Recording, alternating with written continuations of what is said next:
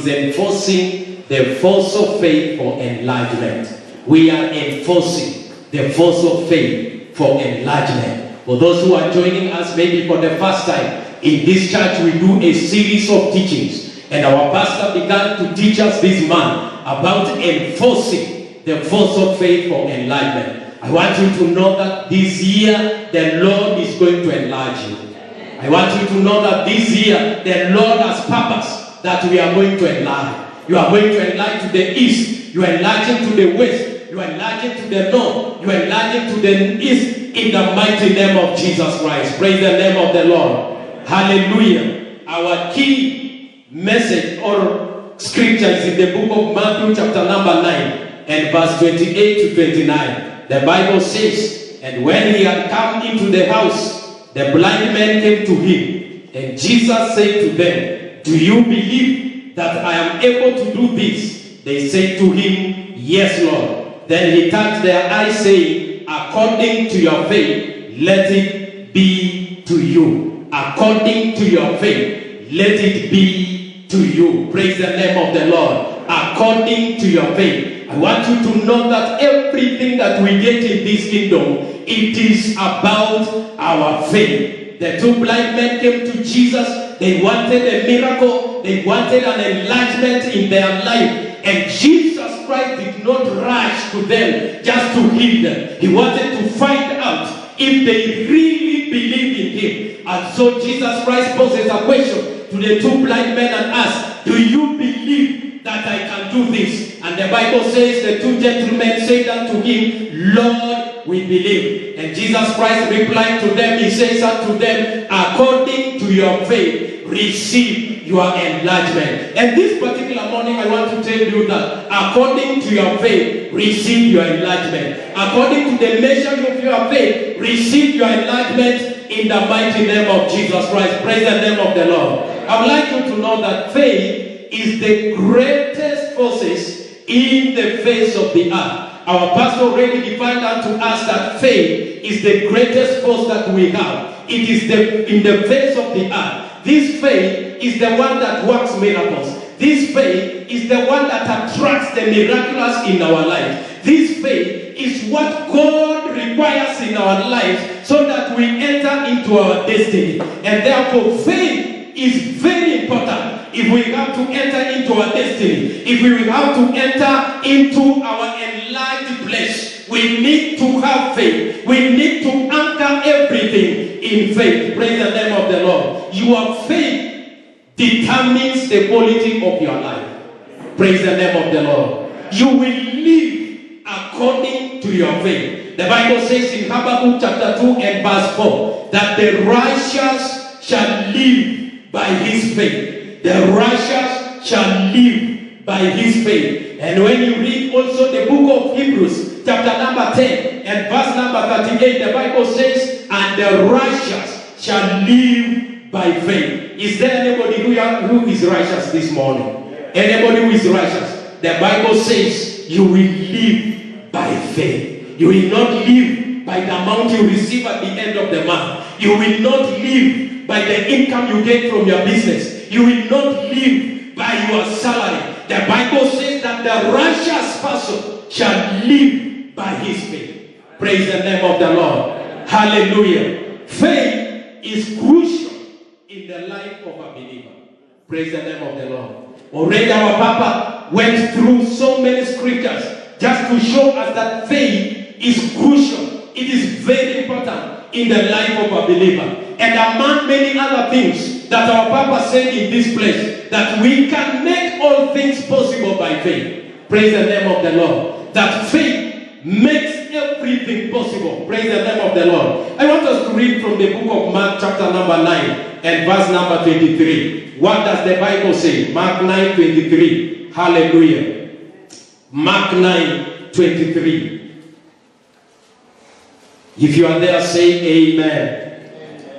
Jesus said to him, if you can believe, all things are possible to him who believes. Mark 9 and verse number 23. By faith, all things are possible to them that believe. I want you to know this morning that if you believe, everything is possible. If you believe, everything is possible. If you believe, everything is possible. And number 2, why faith is crucial. In the book of Hebrews chapter number 11, verse 1 to 40, and also in Matthew 9, 27 to 29, we receive everything in this kingdom by faith. Praise the name of the Lord. Everything that we receive help by faith. We receive promotion by faith. We receive our blessings by faith. Everything in this kingdom is anchored on faith. Praise the name of the Lord. When you read Hebrews chapter number 11, the Bible talks about the heroes of faith. The Bible talks about Abraham. The Bible talks about Noah. The Bible talks about the heroes who conquered nations, who conquered kingdoms. They did it on the platform of faith. I want you to know this morning that when you have faith, everything is possible in your life. It doesn't matter what challenge has come in your life. Provided you have faith, you shall conquer. Provided you have faith, you shall go forward. Provided you have faith, you shall be promoted. Provided you have faith, you shall be healed. In the mighty name of Jesus Christ. Somebody say amen. Amen. Hallelujah. Let us go in that book of Hebrews chapter number 11. Hebrews chapter number 11. Hallelujah. Somebody say amen. Amen. Hallelujah. Hebrews 11. Hallelujah. Verse number 32 to 34. I like that portion of the Bible.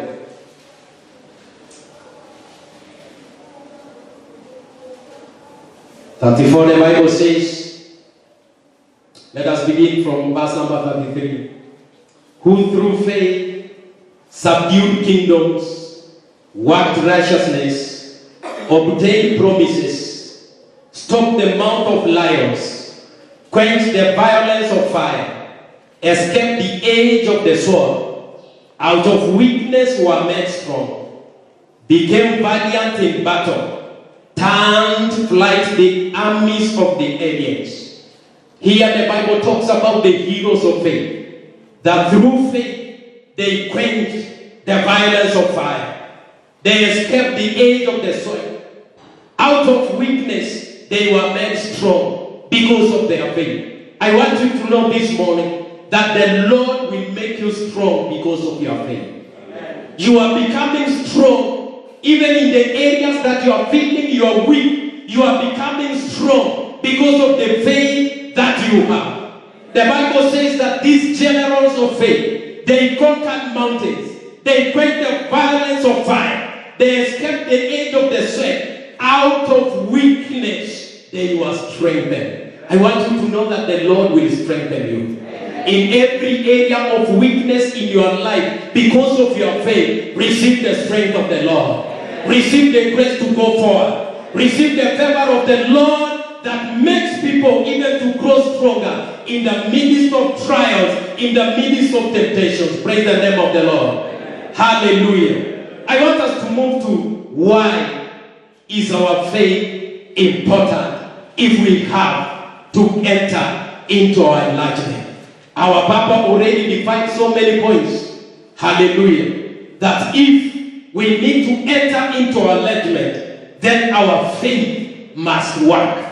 Our faith must work for us. Praise the name of the Lord. And number 1, among other things, he said, learn to come to God. Learn to walk with God. Learn to work with God. If you want your faith to work, learn to work with God. Learn to walk with God. Learn to work for God. In the mighty name of Jesus Christ. I want to let you know that an encounter with God changes the lives of men. There is nothing that can change the life of a human being more than encountering God himself. The Bible talks about Abraham. Before Abraham encountered God, he was worshiping the idols. He was worshiping idols. He was barren. He was living in defeat. And the Bible says when Abraham encountered God, his life began to change. I want to let you know that as you encounter God, even in this season of our enlargement, your blessing shall come. The favor of the Lord shall come upon you. The grace of the Lord, even that worked in the life of Abraham, shall come into your life. Praise the name of the Lord. For your faith to work, learn to come to God, learn to walk with God, learn to work with God, in the mighty name of Jesus Christ. And number 2, he said that believe that God is up to the task. Praise the name of the Lord. Believe that God can do it. If your faith will work for you, believe that God is up to the task. I would like you to know that there is no problem in your life that is too big for God to handle. Praise the name of the Lord. There is no situation in your life that is too difficult for God to handle. Praise the name of the Lord. God does not need anybody to consult.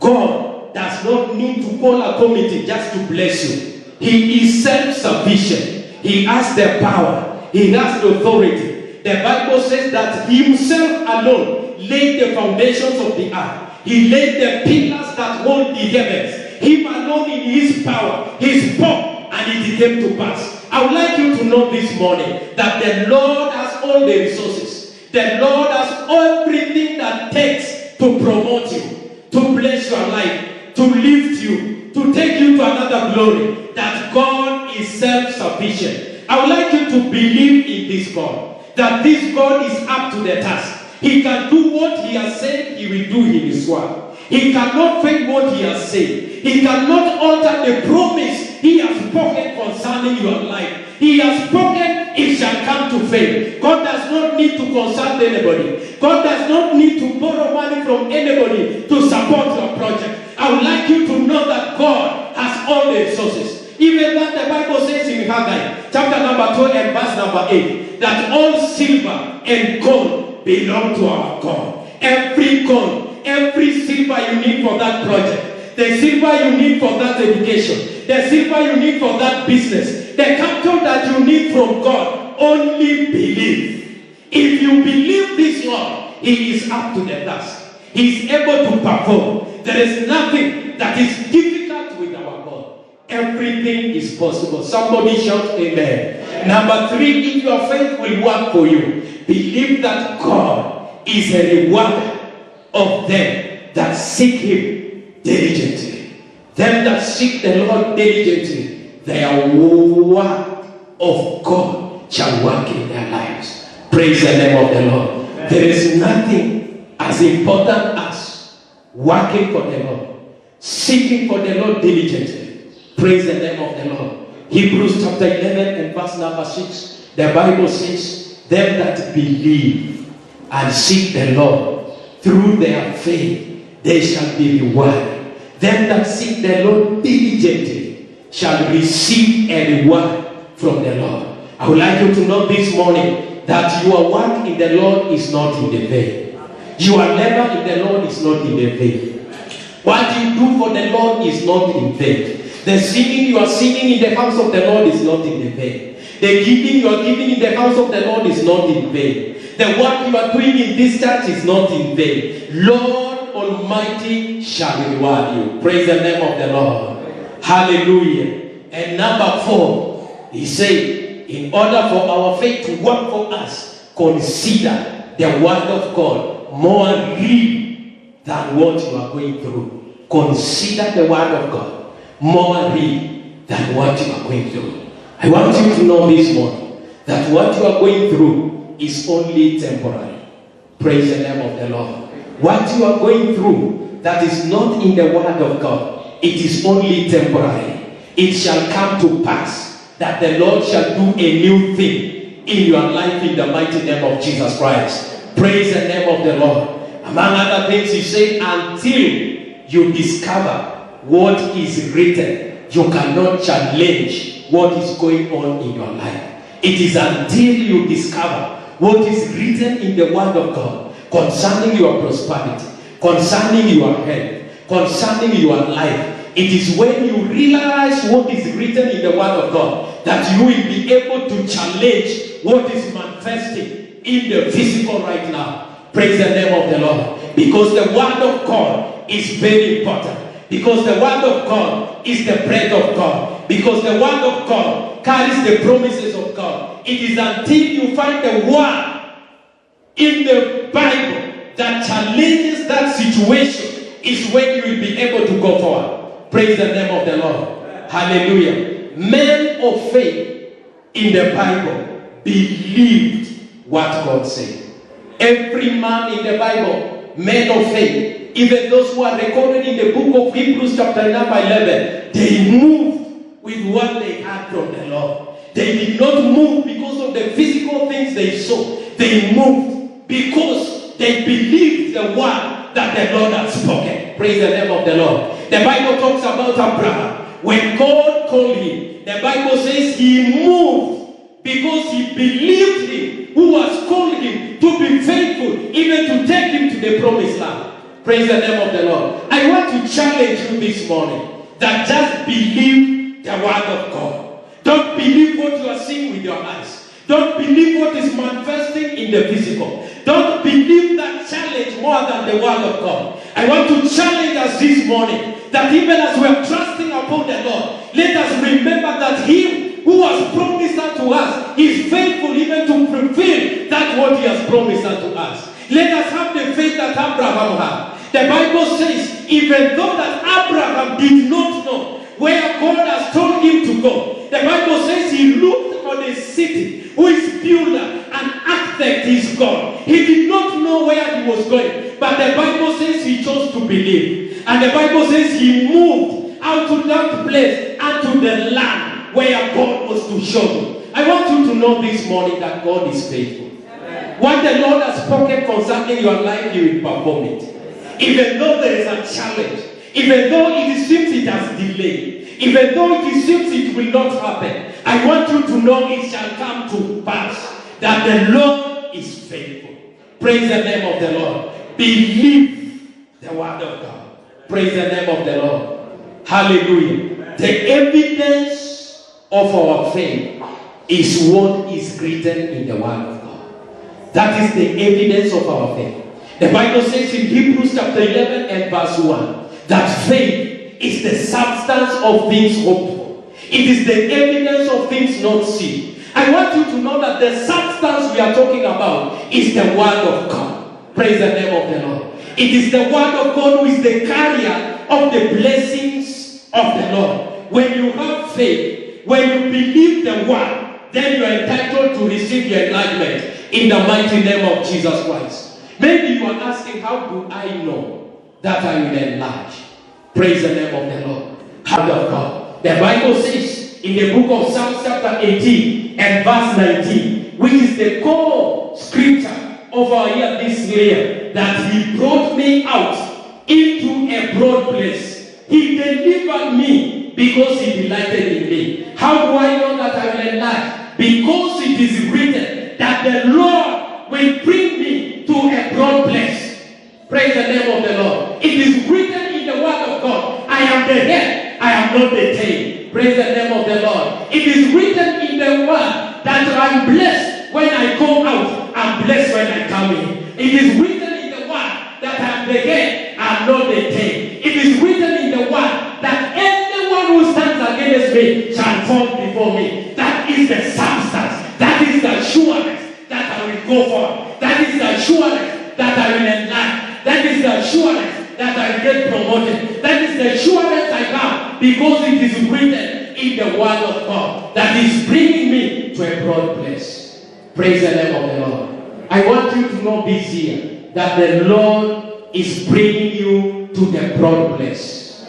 That place of enlargement. That place that you have desired to be. The Lord will bring you. Praise the name of the Lord. Hallelujah. And the book of Isaiah, chapter number 54. Let us read something in Isaiah, chapter number 54. Hallelujah. Somebody say amen. Amen. Isaiah chapter number 54. Verse number 2. The Bible says, enlarge the place of your tent, and let them stretch stretch out the curtains of your habitations. Do not spare. Lengthen your cords. Strengthen your stakes. For you will expand to the right and to the left, and your descendants will inherit the nations and make desolate the cities inhabited. I want you to know this morning that your descendants will inherit the nations. Praise the name of the Lord. Your descendants will inherit the nations. The Bible says that enlarge your place. How do I know that I will enlarge? Because the word says in Isaiah 54 and verse number 2, he commands me to enlarge the place of my tent, to lengthen my cords, to stretch out my curtains, because the Lord is about to enlarge me. Praise the name of the Lord. When the Lord says enlarge your tent, it means get prepared, get ready. I am about to pour a blessing. If you don't create space, then that blessing will not fit. I will have to give you according to the measure you give me. Pray to start preparing for enlargement. Amen. Praise the name of the Lord. Start enlarging your tent. Start lengthening your cords. Praise the name of the Lord. Start stretching your curtains. Start getting prepared. Start getting excited in the spirit of what God is going to do. Praise the name of the Lord. Hallelujah. Because the Bible says that the expectations of the righteous man shall not be cut off. What you're expecting from the Lord shall not be cut off. What you have laid unto the Lord shall never be cut off. Praise the name of the Lord. Hallelujah. Lengthen your cords. Enlarge the place of your tent. Praise the name of the Lord. And verse number 3 says, for you will expand to the right and to the left. This year, I see you expanding to the right. This year, I see you expanding to the left. This year, I see you expanding to the north. This year, I see you expanding to the south.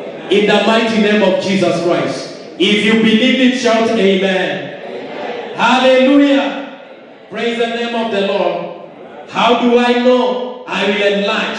Because the word says, I will enlarge. Praise the name of the Lord. It cannot be otherwise. It has to happen just the way it has been written in the word of God. Praise the name of the Lord. Hallelujah. And therefore it is very important for our faith to be rooted in the word of God.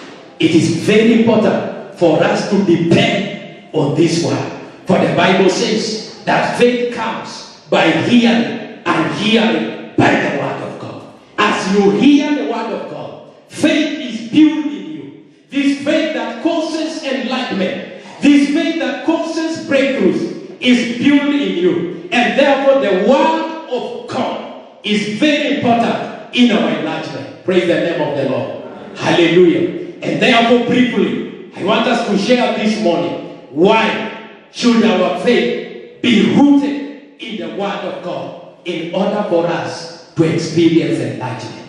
Why is it important for our faith to be rooted in the word of God if we want to experience enlargement in our lives?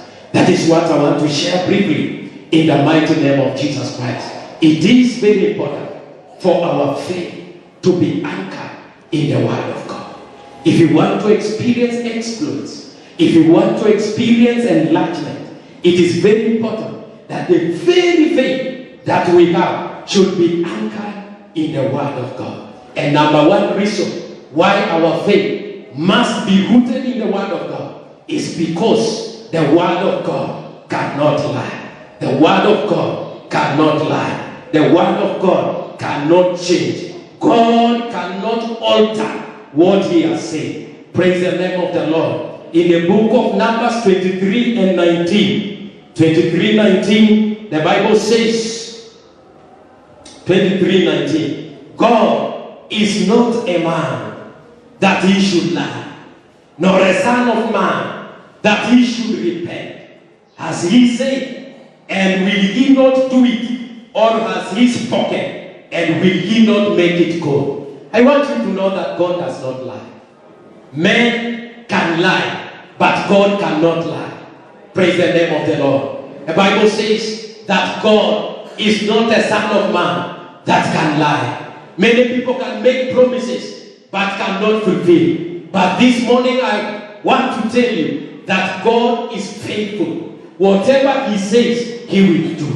He cannot lie. His word is sure. His word is final. In the mighty name of Jesus Christ. Therefore, as you have faith in God, believe that God cannot lie. If God has said you will be blessed, you will be blessed. If God has said you will get that job, you will get it. If God says you will be married, you will be married. If God says you will finish that project, you will finish it. If God says you will have many degrees, you will have it. It doesn't matter. He cannot lie. Praise the name of the Lord. Hallelujah. Number 2. Why is it important for our faith to be rooted in the word of God? Because God confirms his word.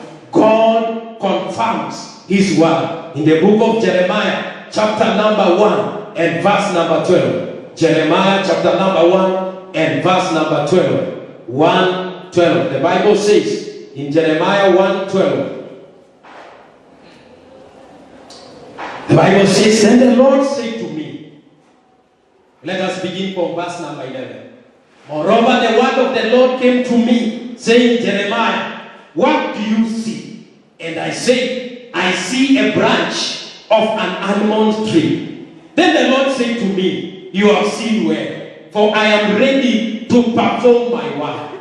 I am ready to perform my word. Praise the name of the Lord. I don't know what you see in the word. Praise the name of the Lord.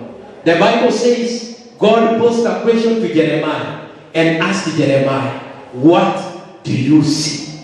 And Jeremiah, quickened by the Spirit of God, he says, I see an almond tree. And the Bible says, God says, you have seen it well. Praise the name of the Lord. I don't know what you are seeing in the word of God. What you have seen in the word of God, what you have seen well, it shall come to happen in your life. Praise the name of the Lord. The Bible says when you see well, he told Jeremiah, you have seen well. Umeona vizuri. Kile kitu ambacho umeona vizuri katika neno la Mungu kuhusu afya yako utapokea. Kile ambacho umeona vizuri kuhusu biashara yako katika neno la Bwana utapokea. What you have seen well, you will receive it. Praise the name of the Lord. He tells Jeremiah, what you have seen well, you will receive it. Praise the name of the Lord. From today, start looking at the word of God well. Search for the promises. Believe on those promises. Seek God using those promises. When the Lord sees that you have now the knowledge of the promises of God, you start receiving. Very soon you start receiving. Why will you receive? Because you have seen well in the word of God. Praise the name of the Lord. Whatever you see well, you receive it. God is faithful to fulfill his word. He tells Jeremiah, what you have seen, I am ready to perform it. Praise the name of the Lord. Amen. I want you to know this morning that the Lord is ready to perform that you have believed God. I don't know what you believe God to do, but the Lord is saying this morning, as you believe him, he is ready to do it. He is ready to do it. That miracle you are waiting for, the Lord is ready to do it. That promotion that you are waiting for, the Lord is saying he is ready. He is hastened. He is quick. He will not delay. Praise the name of the Lord. God cannot slumber concerning his promise. God cannot sleep concerning his promise. He cannot change and say, I did not say like that. God will hasten, quickly will fulfill his word. Praise the name of the Lord. Number 3, why is our faith important? To be rooted in the word of God. Because the word is settled in heaven. The word of God is settled in heaven. The book of Psalms. The book of Psalms, chapter number 119. Psalms 119. Psalms 119 and verse 8 and 9. 119:89. 119:89. Are you there? Somebody say amen. Hallelujah. Are you getting blessed? 89. The Bible says, forever, O Lord, your word is settled in heaven. I want you to know what the Lord has spoken is settled in heaven. Praise the name of the Lord. Whatever God speaks, it gets settled in heaven. Praise the name of the Lord. And therefore, any case in your life that needs the intervention of God, in God, it has been settled. Your case has been settled. Everything you are believing God to receive has been settled. It has been written already in your name that you have to receive it, because the word is settled in heaven. Praise the name of the Lord. The word of God is final. Nothing can challenge the word of God. Praise the name of the Lord. I once told you that the challenge that you are seeing in your life is just temporary. What you are going through is just temporary. Whatever you are going through that is not in the word of God, I call it temporary in your life. It cannot be permanent. Praise the name of the Lord. What is permanent only is the word of God, because it is forever settled in heaven. Anything else contrary to the word of God is not settled in heaven. Sickness is not settled in heaven. Lack is not settled in heaven. Poverty is not settled in heaven. Struggle is not settled in heaven. What is settled in heaven is the word of prosperity. It is the word of enlargement. It is the word of grace. It is the word of favor. It is the word of blessing. It is the word of going forward. That is what is settled in heaven. Praise the name of the Lord. I challenge us to believe this word. Praise the name of the Lord. Maybe you are challenged. Maybe joblessness this morning. Maybe you are challenged. Maybe barrenness this morning. Maybe you are challenged. Maybe singlehood this morning. Maybe you are challenged. Maybe lack of school fees. Maybe you are challenged. Is that your project has stalled? It cannot go forward. But I want to challenge us to believe the word. Praise the name of the Lord. Believe this word. Praise the Lord. Hallelujah. Sickness is just temporary. Joblessness is temporary. Barrenness is temporary. Lack of finance is temporary. Struggle is temporary. These things shall come to pass away. But the word of God is anchored, is settled forever in heaven. Praise the name of the Lord. Whatever you are seeing that is not the hand of God in your life shall be defeated by God. The power of God shall defeat it. The power of faith shall defeat it. As you pray and seek God, it shall be broken. Even if it is inherited curses, they shall be broken. Even as we speak by the anointing of God, curses are broken. Because where the word of the king is, the king himself is there. And because we are speaking about the word of God, the king himself is here. The presence of God. And the Bible says that the anointing breaks every yoke. I see the anointing of God break every yoke. I see the anointing of God break curses. I see the anointing of God break every struggle. Because the king is in this house. This one you are receiving, it is life. It is health in your life. Very soon that disease will go. Very soon that struggle will go. Very soon that lack will go. Very soon that struggle will go. You will look for it, you will not see. Praise the name of the Lord. I don't know if you are believing the Bible. Praise the name of the Lord. I am excited with what the Lord can do. Praise the name of the Lord. Psalms 119:89. God settles us by his settling word. Everything that we need, God will settle us. Praise the name of the Lord. I want you to know, even if there is turmoil in your marriage, God, through his word, will settle your marriage. Even if there is turmoil in your finances, God, by his word, will settle your finances. Even if there is turmoil in your business, in your place of work, God will settle the situation by his word. This morning, I challenge us to believe this word. And this word is the settling force of the Lord once and for all. Praise the name of the Lord. Praise the Lord. Hallelujah. Number 4. Why is our faith necessary? To be rooted in the word of God. Because the word cannot be broken. The word of God cannot be broken. The book of John, chapter number 10 and verse number 35. John 10:35. The word cannot be broken. John 10:35. The Bible says, if he called them gods, to whom the word of God came, and the scripture cannot be broken. Those words, and the scripture cannot be broken, in my Bible, it is put in brackets. It is in brackets. It means it is very, very crucial.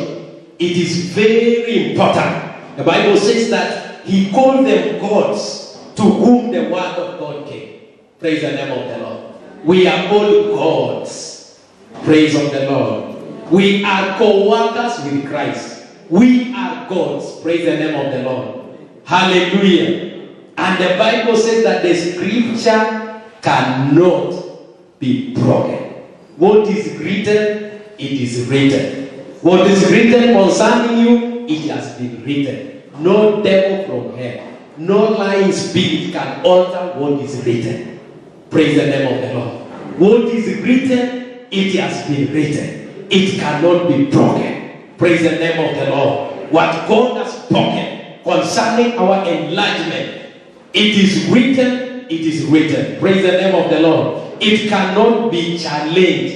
It cannot be broken. The times and seasons cannot challenge what is written in the Bible. Praise the name of the Lord. No season can challenge what is written in the Bible. Praise the name of the Lord. No challenge will be able to stand. I want us to read from the book of Romans chapter number 4 and verse number 18. It talks about Abraham.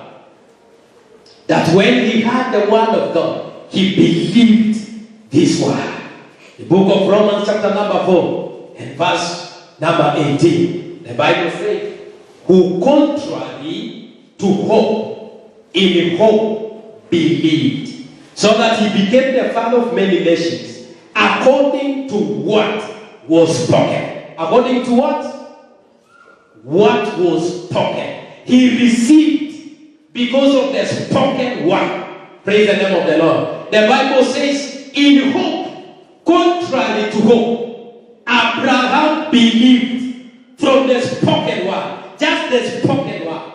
Praise the name of the Lord. He believed that the Lord who spoke concerning his life, concerning his wife, that he is able to fulfill. The Bible continues to say, so shall your descendants be. And not being weak in faith, he did not consider his own body already dead, since he was about 100 years old, and the deadness of Sarah's womb. Verse 20, it says, he did not waver at the promise of God through unbelief, but was strengthened in faith, giving glory to God, and being fully convinced that what he had promised, he was able to perform. I want you to know that God is able to perform.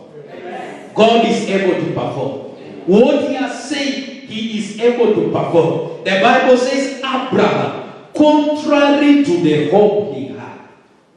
Praise the name of the Lord. Regarding his physical deadness, the deadness of his body, the deadness of Sarah's womb, everything was working contrary in the life of Abraham. But the Bible says that he chose to believe in God. That he who has spoken is faithful.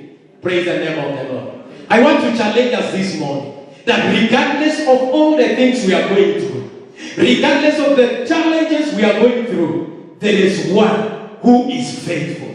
There is one who has spoken. And the spoken word cannot lie. Praise the name of the Lord. Praise the Lord. Hallelujah. Abraham believed. It challenges my faith. that Abraham believed in that state.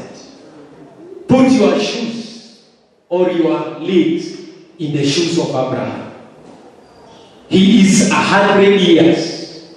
Sarah's womb is dead. And God speaks and says, your descendants will be like the stars. They will be like the sun. Praise the name of the Lord. And the Bible says that Abraham believed. Praise the name of the Lord.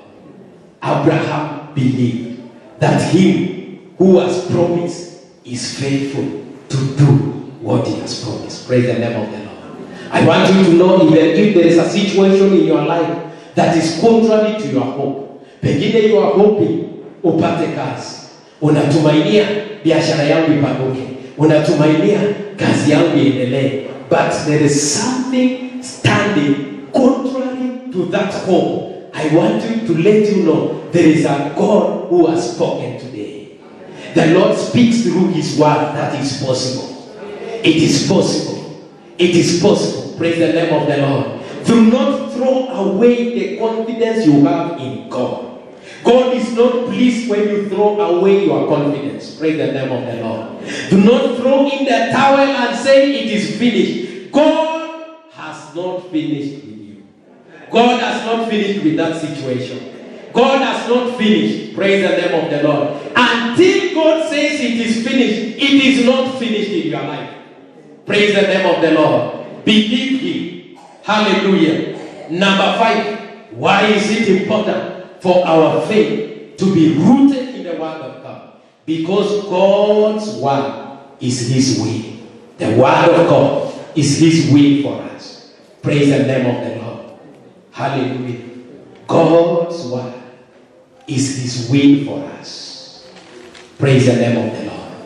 His will for us is that we may be blessed. His will for us that we may be like this year. His will for us that we shall stay in heaven. His will for our children that they shall become mighty. His will for our businesses that they shall expand. His will for our finances that our finances shall increase. His word is his will. And God made his will effective through the death and resurrection of Jesus Christ. You know, a will is a legal term. When we had to offer Jesus Christ as a sacrifice to die for our sake, so that the will of God becomes in force. So now when we are speaking through the death and the resurrection of Jesus Christ, the will of God is performing in our lives because of the death and the resurrection of Jesus Christ. Praise the name of the Lord. Hallelujah.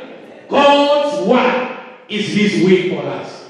Jeremiah 29:11. For I, the Lord, know the thoughts I think about you. They are not to harm you, but to give you a future, to give you a plan. God has already drawn a plan for your life. God wants to give you a better future. What you are seeing right now is just a tip of an iceberg. There are so many things that the Lord wants to do in your life, in your family, in your business. What you are seeing right now, it is just a tip of an iceberg. The Lord wants to do more. The Bible says, no eye has seen, no ear has heard. It has not entered into the mind of anybody what the Lord has prepared for the righteous. There are better things coming in your life. There are better things coming in your business. There are better things coming in this ministry. There are better things coming in you, provided you believe the word of God. Praise the name of the Lord. The book of 2 Corinthians. 2 Corinthians chapter number 8 and verse number 9. Hallelujah. The Bible says, for you know the grace of our Lord Jesus Christ, that though he was rich, yet for your sake he became poor, that you through his poverty might become rich. Jesus was rich, but he exchanged his riches. 2 Corinthians chapter number 8 and verse 9. The Bible says, For you know the grace of our Lord Jesus Christ, that though he was rich, yet for our sake he became a fabricated story. It is a reality. The Bible says that this Jesus Christ, by the grace given unto him, that he took our position, he took our poverty, he took it to the cross, he went to the grave. On the third day he resurrected, and the Bible says he exchanged his poverty for our riches. Amen. Praise the name of the Lord. Amen. So how do I know I will be alive? Because it is written that Christ has taken my poverty and has given me riches. Amen. Praise the name of the Lord. In everything I do, it shall be riches, it shall be enlargement, because Christ has already conquered for me on the cross of Calvary. Praise the name of the Lord. Therefore, the faith that we need for enlightenment, it grows when we know the will of God for our lives. Our faith for enlightenment will only grow when we know the will of God concerning our lives. Praise the name of the Lord. Our faith cannot grow until we know the will of God. Faith for enlargement grows easily when you know the will of God. Praise the name of the Lord. And the will of God is found in the word of God. It is written in this word. What you read in the word of God, it is the will of God for your life. It is the will of God for your children. It is the will of God for your business. It is the will of God for your life. What is written? If it is written you are the head and not the tail, that is the will of God for your life. If it is written you will enlarge your God, you will lengthen your tongue, that is the will of God for your life. Faith grows easily when you know the promises. Once you know the promises of God, your faith starts growing. When you know the promise about healing, your faith will grow and you will be healed. When you know the will of God concerning your finances, then you will start growing. Your finances will start growing. In the mighty name of Jesus Christ. Praise the name of the Lord. I want you to know that this year, Lord God is determined to enlarge us. Praise the name of the Lord. I would like you to know, before you know, you will have been promoted. Before you know, you will have continued and finished that project. Before you know, that house will be completed. Before you know, you will be in another level. Before you know, you will have opened another business. The Lord is quick to perform his word. Praise the name of the Lord. The Lord is quick to do his will. He sent Jesus Christ to die so that his will becomes possible. Praise the name of the Lord. Therefore, this morning, as we believe this word, I want you to know your life is changing. Your situation is changing. You are going forward in Jesus' name. Whatever challenge is in your life, it is broken in Jesus' name.